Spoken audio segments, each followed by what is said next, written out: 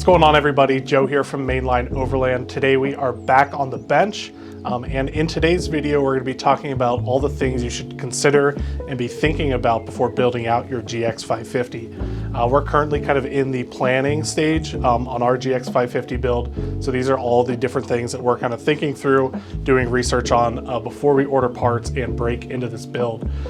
In this video there will be some specific things that apply just to the GX550, but the kind of ideology behind all of this can be applied to really any Overland build that you're kind of gaming out. So let's dive in, take a closer look at all the things you should be considering before ordering parts and before you start cutting apart your new truck.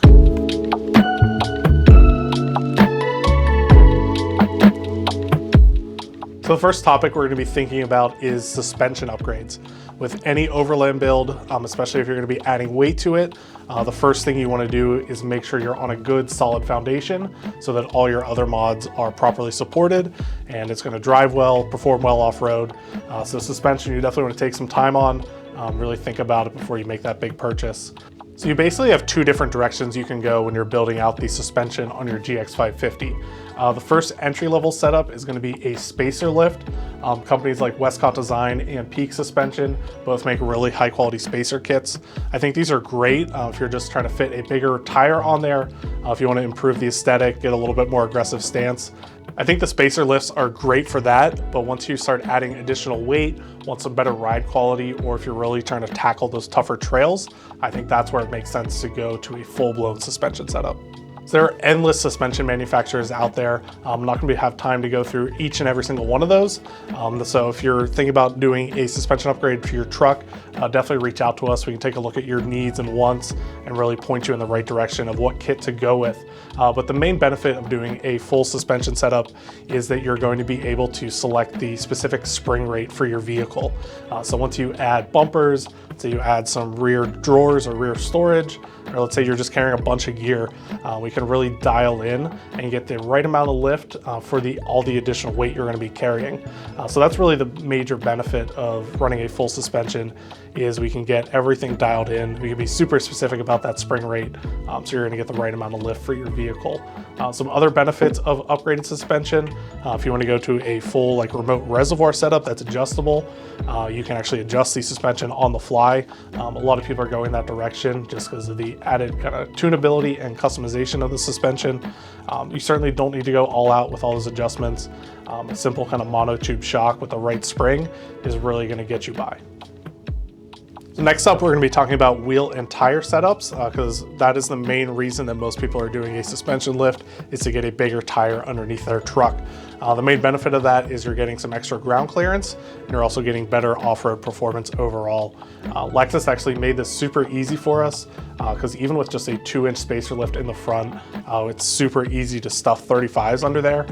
In the older Toyotas, it was super hard to fit 35s. You're doing a bunch of custom suspension work, you're cutting into the firewall, doing pinch weld modifications. So all you really need to do is get about 2 inches of suspension lift, and then you can fit 35s in there with the right offset wheel.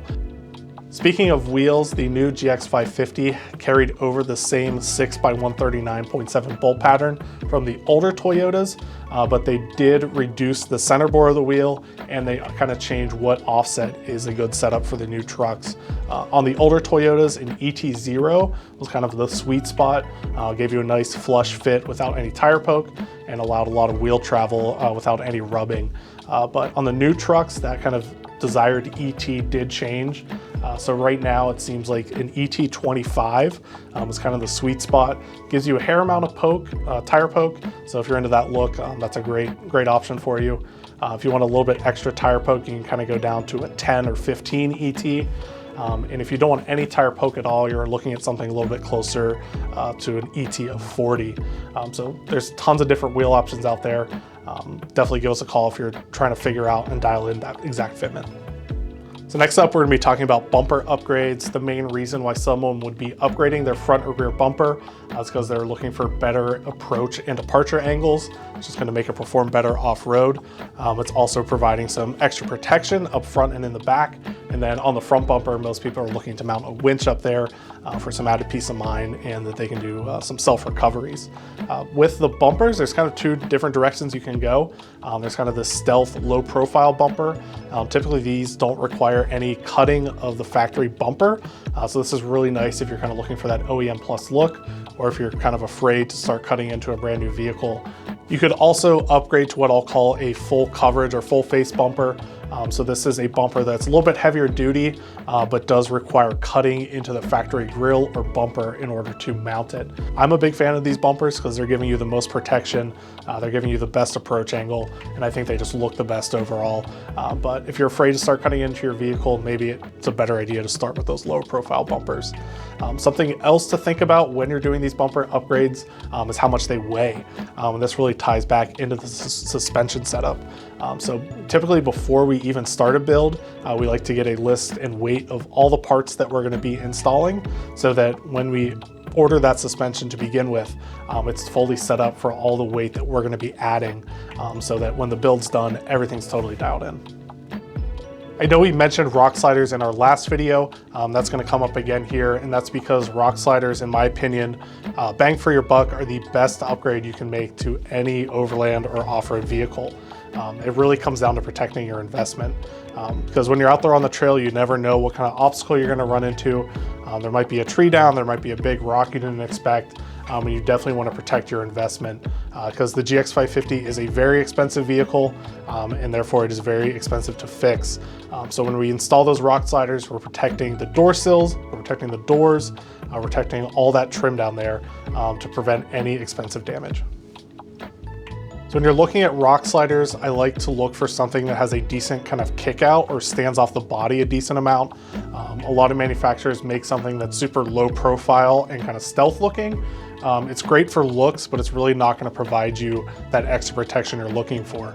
I typically like to see something that's 4 to 5 inches past the door, because that's really going to provide you the most protection. And then if you're up against a tree or something, it's going to keep the body of the truck off that tree. I've had many trucks saved by rock sliders myself, and cost per use, I think that's the best investment you can make into your build. So the last thing I wanted to talk about today is lighting, but more specifically controlling those lighting upgrades. On the GX550, they did not include any additional factory switch blanks inside the interior, like they did on the older Toyotas.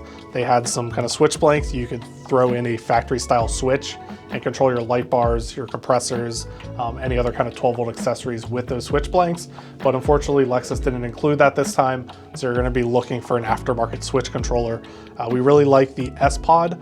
Nacho Lights also just came out with a new controller, but this is gonna allow you to control all these different 12-volt accessories from inside the cabin. The thing I really like about an aftermarket switch controller is it makes it super clean and easy to add all your different 12-volt accessories. So it makes it super easy to control lighting. Maybe you have a compressor under the hood, maybe you have some air lockers or e-lockers, or you could even control the fridge in the back of your truck. So basically how these work is the main circuit board is mounted under the hood, and all these accessories are wired into that motherboard. And then the controller is just one single wire that runs into the interior of your vehicle. A lot of them have up to 8 different switches, and some of those can even be expanded beyond that. But I really like these because it makes it super easy to add stuff down the line. You're not running additional wiring into the firewall. You're not having to add extra switches. Just keeps everything nice and organized. So that's our list of top things to consider when you're building out your GX550. If you're ready to get your build started, please reach out to us here at Mainline Overland. One of our sales experts will be happy to help you out from that pre-planning phase all the way to the completed build. And if you're shopping online, be sure to check out the GX550 landing page we put together of all of our favorite parts. Make shopping super easy. And if you enjoyed this video, make sure to let us know down below. If we missed anything on this list, definitely let us know down in the comments below as well. And we have a bunch more GX550 content coming soon because we are getting ready to start breaking into our build. Super stoked on that, so stay tuned. We'll see you on the next one.